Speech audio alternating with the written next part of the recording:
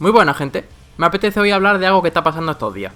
Ya muchos sabéis que todas las semanas está habiendo una competición online en 5 países, y en total son 32 participantes.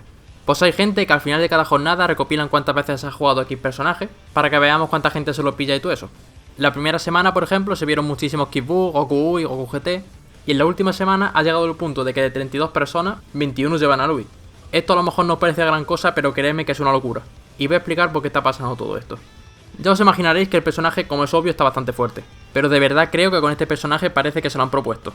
Tengo una guía que explica cómo jugarlo, y a día de hoy, si no me equivoco, todo sigue igual, pero aquí voy a explicar por qué creo que es un personaje roto y que es prácticamente ilegal. Para empezar, su 5L tiene una hitbox que no tiene ningún sentido, y tiene tanto hit stun que incluso aunque claseemos, lo pillamos en combo. Y por supuesto también tenía que tener un 5LL que rescate en cualquier situación, y que encima esquiva ataques bajos. Solo por estos dos golpes creo que ya sería un buen personaje, pero literalmente solo acabo de empezar. Tiene también un ki full screen instantáneo, que esto ya de por sí algo bueno, pero hay otros personajes que también lo tienen.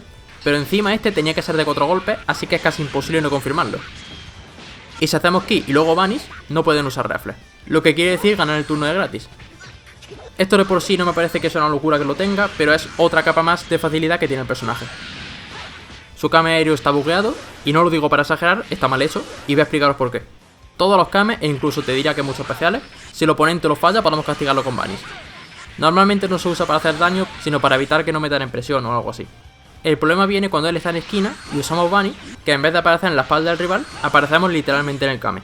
Esto pasa porque el Kame da un pequeño salto hacia atrás, entonces el vanish cuando está en la esquina por alguna razón calcula mal dónde tiene que aparecer.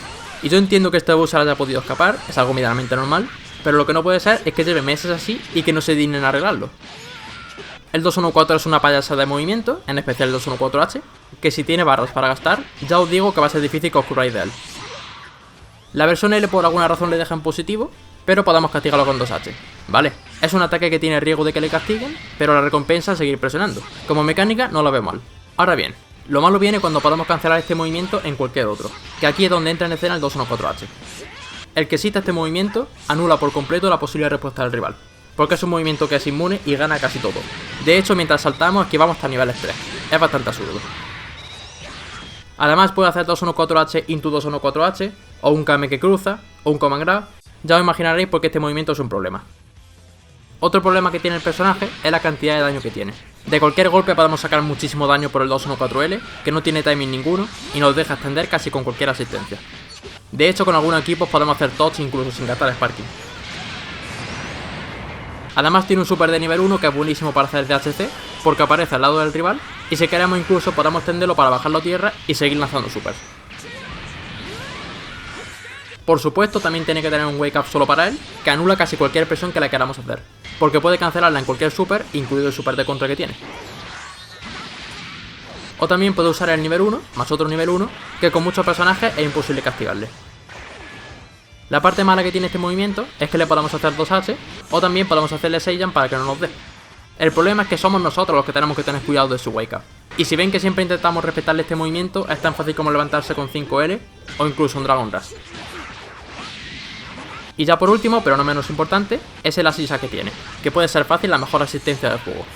Sale bastante rápido, tiene un hit stun ridículo, llega hasta el cielo, tiene propiedades Oryu. Yo cuando lo juego es que mientras me estoy cubriendo lo estoy spameando, porque si el rival deja un hueco en su presión, va a aparecer y tenemos combo de gratis. Y creo que eso era todo.